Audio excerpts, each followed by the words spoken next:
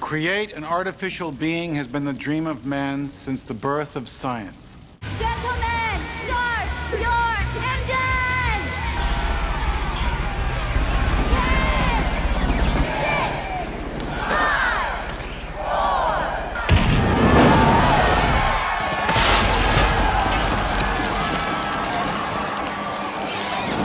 No, hold up. That you never set it free. Now the time has come for you to try it again, babe. Unlock your love. All I'm coming in.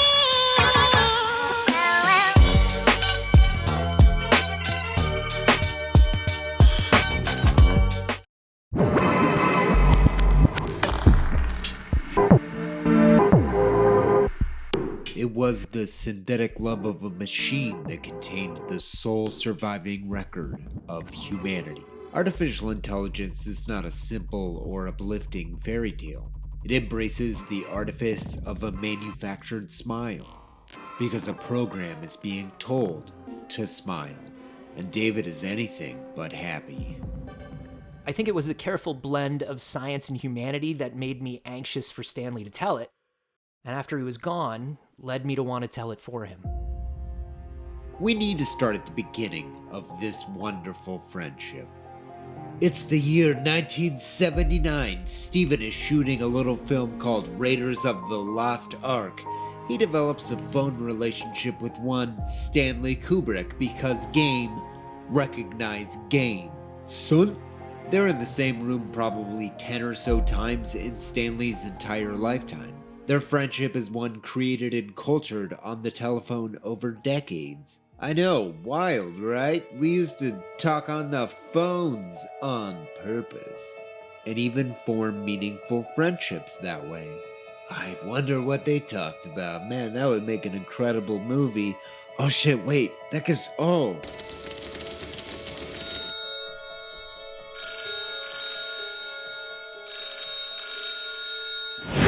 Switching gears, I know we've had this conversation before.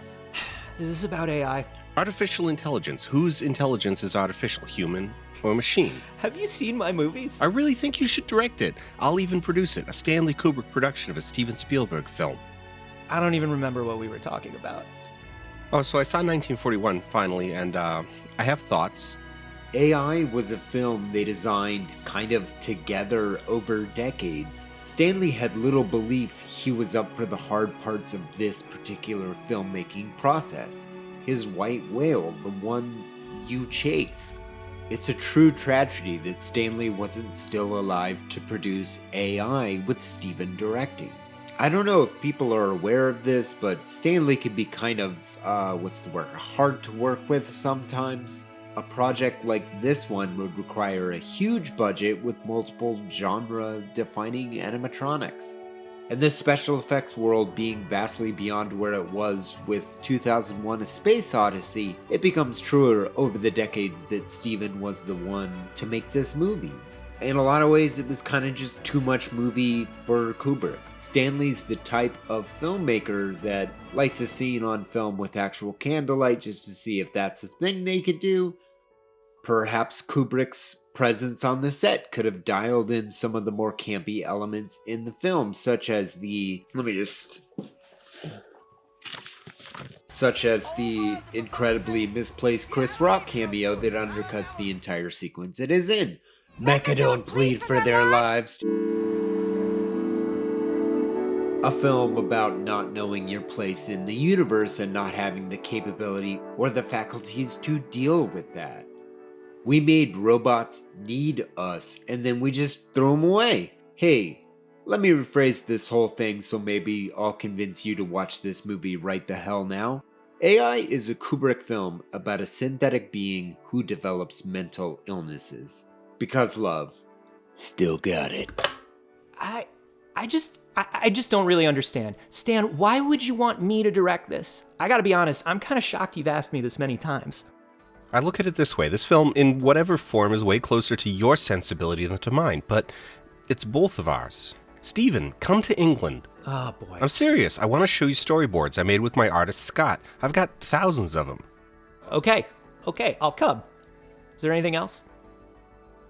Yes, if you tell anyone about what I'm showing you, you are excommunicated from my life. That one is a direct quote, by the way.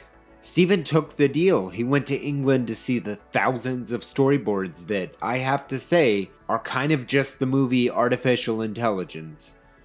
You see, Kubrick saw what the world saw. Steven would shoot the hell out of the movie they'd imagined together, and it would take a year, if not longer. The thing about child actors is you can't take all the time in the world because then they're not children anymore, a fear Kubrick had about taking this on. Even in the early 90s, it was clear that this strange movie they were concocting was a film that Steven would direct. Getting Steven to understand and agree to this, however, is going to take growth and acceptance and human characteristics. In short, the combination of a child actor and knowing the sheer scale of special effects in this theoretical film all but convinced Kubrick that no one but Steven could direct this. I don't care who the fuck you are, if you have the number of the dude that directed Raiders of the Lost Ark, you probably call them for advice. Sometimes. Anyway, 1993 rolls around. What happened in 93? Hang on. This tiny little film called Jurassic Park comes out and changes the entire cinema landscape. Steven was kinda just always doing that. But for Stanley, an extremely key thing happens right at this time. Stanley flies Dennis Muren to England to talk about theoretical special effects for this artificial intelligence movie. Hollywood hack, if you want to get Steven Spielberg, just get Dennis. And quickly, if you're wondering, Dennis Muren was the visual effects supervisor for The Empire Strikes Back. He was also the visual effects supervisor for Terminator 2. He's all time. Dennis goes over for Thanksgiving, which is the coolest visual delight in my head, and it's Dennis who convinces Kubrick that making Eyes Wide Shut is the move. Visual effects just aren't quite there in Dennis's opinion. To be able to make an entirely new world out of nothing would take more than a few years. And that was not to be. On March 7th, 1999, Stanley Kubrick died of a heart attack just 3 days after completing the edit for Eyes Wide Shut.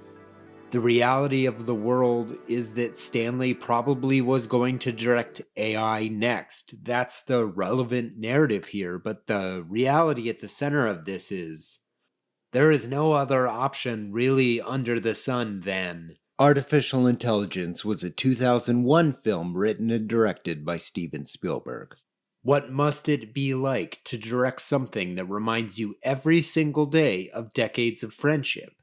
Diving into our deepest pains with excitement. I can't even imagine the strength it takes to do that. And the world at large just kind of kicked him in the balls about it. Kubrick and Spielberg have an idea about the future so accurate that the only thing it truly misses on is how cynically humanity would eventually set out to solve these problems. Climate change? Tribal thirst for anger and violence? Technology being so advanced that humanity no longer relates to it? Ha ha, have a seat. This is as Kubrick a movie as you could ever get. We created life, and everyone is the loneliest wilted petal floating alone in the universe. We killed us. We created our own replacements. You can tell they're ours because we gave them our mental illnesses. I think it was the careful blend of science and humanity that made me anxious for Stanley to tell it. After he was gone, led me to want to tell it for him.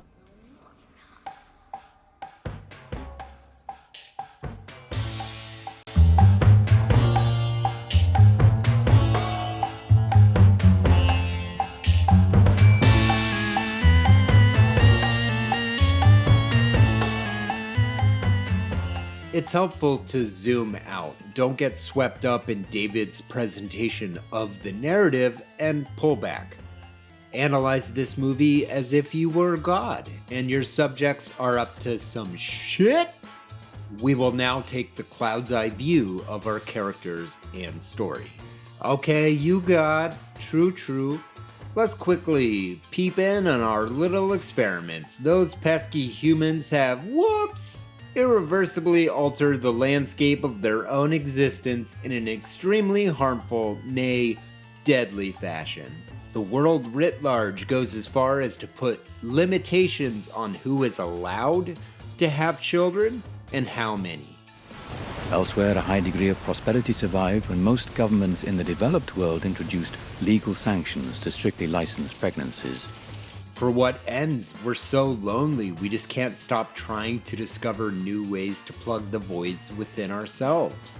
We'll need robotic children, obviously, as we had already grown tired of abusing the robots we invented in the first place. This is the text of the film. We needed more things to abuse. There's a hierarchy in society. After all, humanity cannot save themselves from themselves. Confronted with a terrain they've destroyed, it's somewhat fascinating to watch humanity not solve the problem of flooding the entire seaboard. No, robot children, of course, yes, imperative, go on. They kill themselves on the daily, and they focus entirely on creating new life. And whoops, welcome to the unprovoked, existential, unsolvable malaise nestled inside of this film. We must watch humanity end and replace itself. That's how stubborn humans are. You're humans, theoretical god person in the clouds. Humans imprint on things we know we'll throw away. Just so you need us. We programmed people to do that. Whose intelligence is artificial in this picture? David earns what little knowledge about the world he is able to process. I think 2024 puts this film in an entirely new stratosphere in its framing. The people in this film live in our emerging reality, and they make us look extremely fucking cynical. How dare you say this isn't a Kubrick film? Ha ha ha ha ha ha ha. And in this case, God is a cantankerous old adventure guy who lost his son and created intelligence only to abuse it. I'm not saying he set out to do that, but we're playing God, and so is he. Got him. The God exercise was to do what the movie does, illustrate how humans alter other people's lives as our insecurities grow stronger during an apocalypse. Oh, sorry, is everyone in that picture? You have been hit with a tranq dart fired in 2001 by Stanley Kubrick. This film nails humanity from space with a super scope. A strikingly pretty, emotionally complex time at the cinema. What is love? What is love? Well, I'm glad you asked, Stanley.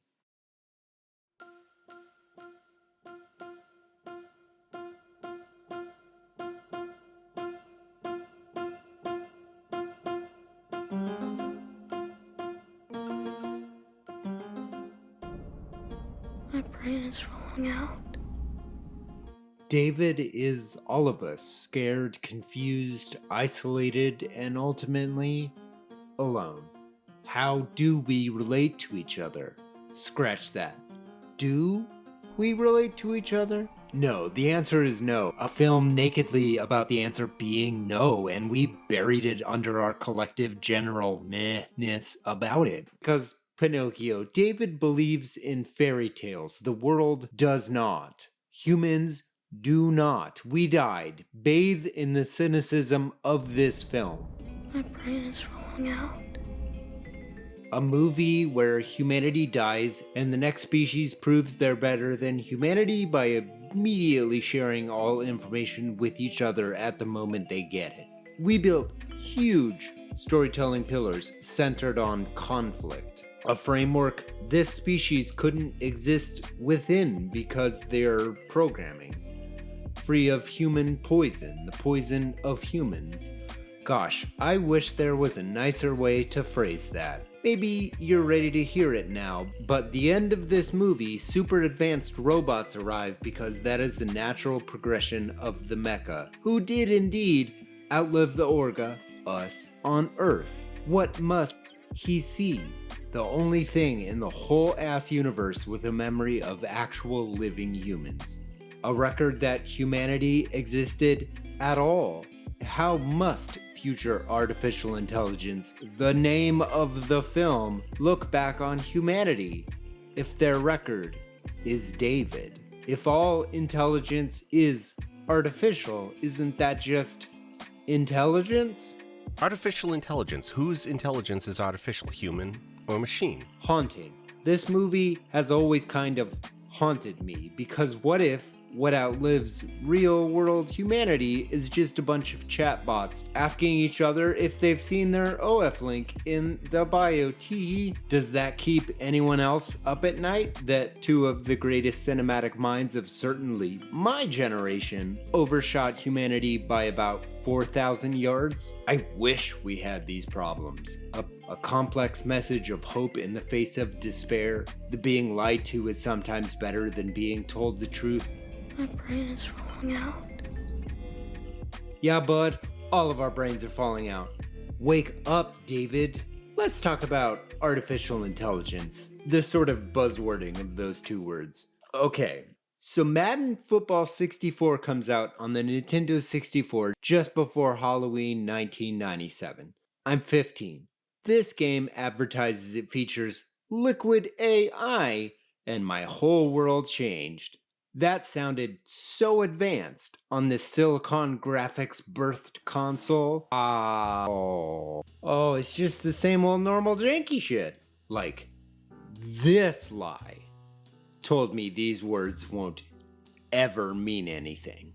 It told me that the people in this world promising artificial intelligence generally just make up for the lack of it. This movie is a keystone in my mind because the one thing this planet will never, ever get a computer to do is express love. The Turing test, the actual one, is love. Want to be a human? Experience empathy. Yes, that test also applies in your current life.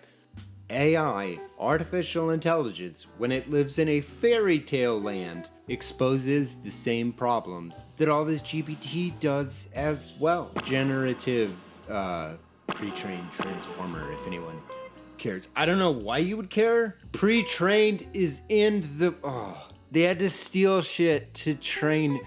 It's in the name. Oh yeah, they stole my last artificial intelligence video for AI. Just FYI, I'm in the pile, I guess. Yeah, we're getting ripped off for AI now. It's all energy, no result. Because humans aren't actually replaceable. Engage megaphone. Especially when it comes to the arts. If we wanted cheap knockoffs, we would all head down to the Canal Street Market. Our artistry is the thing humanity cannot conceive of a way to harness and duplicate, because we didn't even understand it in the fucking first place. So in that way, this movie is truly a fairy tale, an impossible exploration of a tortured child who has no understanding of their trauma. Which is why Spielberg built the audience's empathy into and around David specifically. He's not like you. You feel it every time, in every scene. He loves his mother, and only her, but she cannot love him back because humans. Artificial intelligence is the great what-if movie for a myriad of reasons, but the moment we're in right now, look at it as the future marketing has already sold you. And ask yourself, do I want any of this? We're all overstimulated as it is. The Mecha continue their missions, phrasing all questions around their central mission. They don't get distracted. Gigolo Joe asks, what do you know? Because he knows one thing. Thing is dick, by the way. We are, all of us, David. Overwhelmed, confused, and left to die. My brain is falling out. Falling out.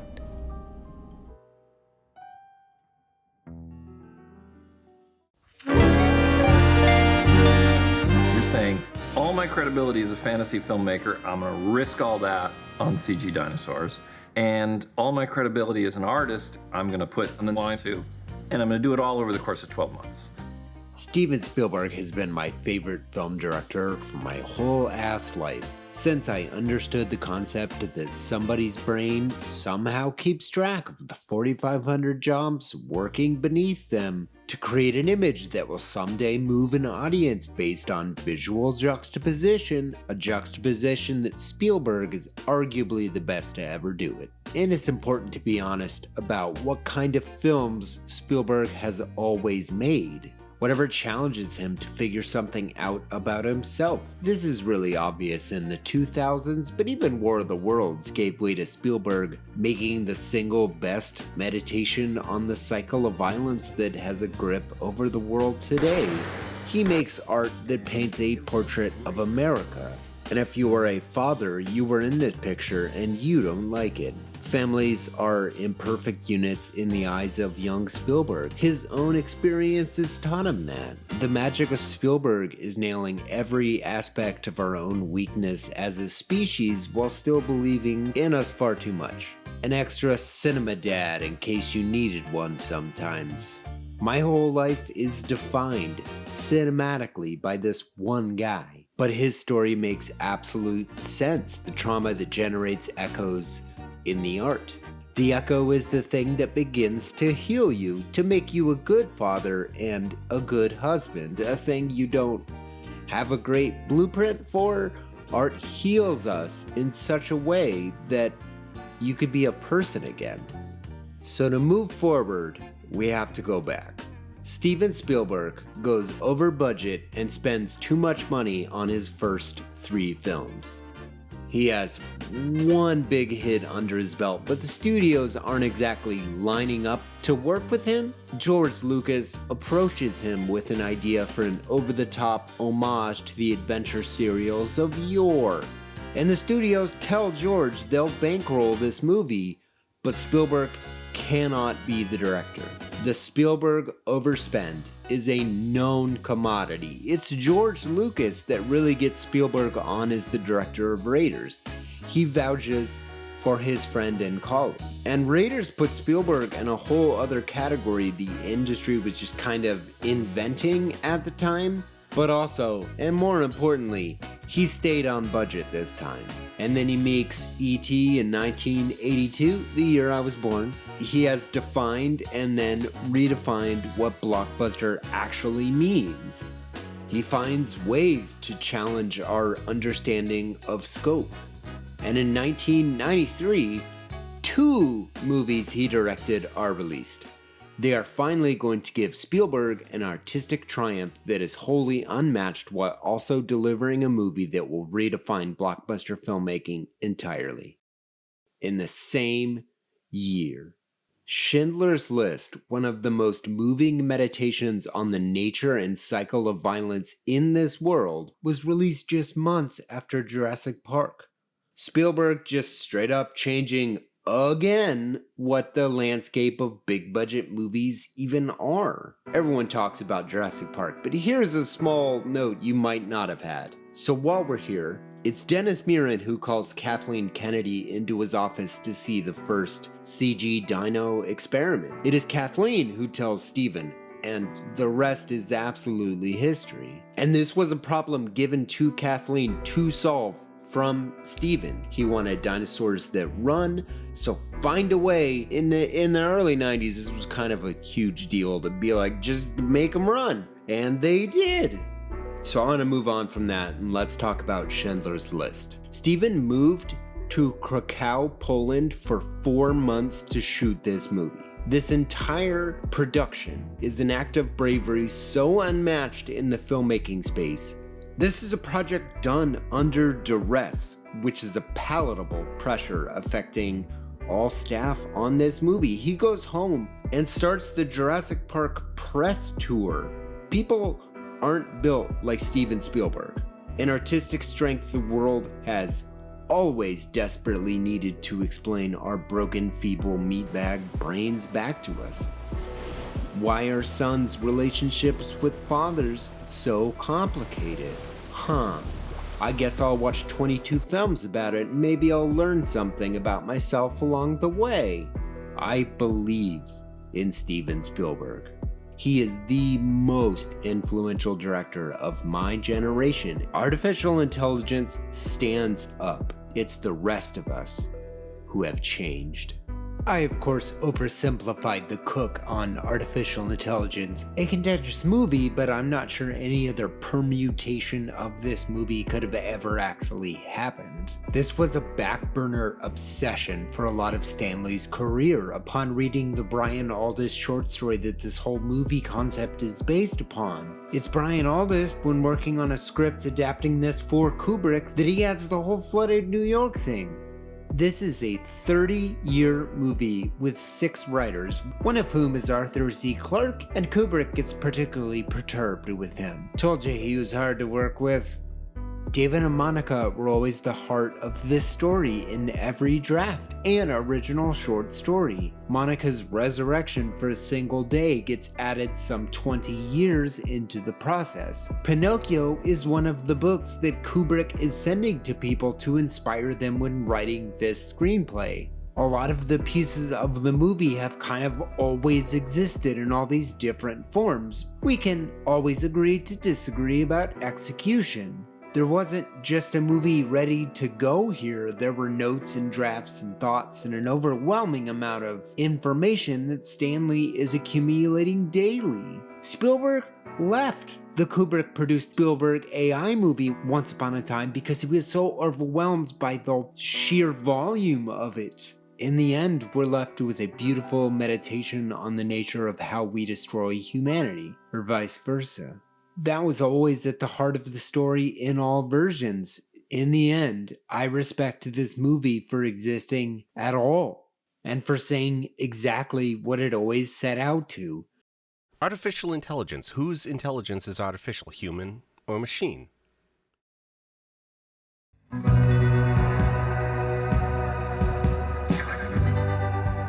And if you like this video, you will love our next video about Miyazaki's The Boy and the Heron. Good news about that video is that it's already out on Nebula right now. We post all of our new releases a whole video ahead over on Nebula. Nebula is a streaming platform made by and for creators, as a place where we can make the art we've always wanted to. Tons and tons of wonderful creators call Nebula home, and you can watch all of this great content absolutely ad-free. We are also producing tons of Nebula originals you won't find anywhere else. Riff Tracks, from the team that brought you Mystery Science Theater 3000, recently joined the team at Nebula, and will be publishing commentaries every single week. They have already covered Night of the Living Dead and Suburban Sasquatch, which is incredible by the way. They'll be posting a new video every Saturday going forward. And if you're watching our channel, I would assume you're already pretty familiar with Riff Tracks, but just in case you aren't, they're a comedy troupe that adds hilarious commentary and gags to B-movies and makes them way more fun to watch. Trumpy, you can do magical things. Nebula is uniquely positioned to provide all creators on the platform opportunities we wouldn't normally get, but obviously none of this would be possible without all of our fans that support us and other creators like us. So if you want to join a platform that's pushing entertainment forward and enabling us to make things we never would have been able to otherwise, come and support FilmJoy on Nebula and get access to all of our videos before they hit YouTube. A Nebula subscription is normally $60 a year, but if you use my link in the description, go.nebula.tv/FilmJoy, you can get an annual subscription for 40% off. Or if you want to commit to us for life, you can do that too for only $300. That will give you access to Nebula for as long as both you and Nebula exist. That's it for me and Tom Servo. Goodbye!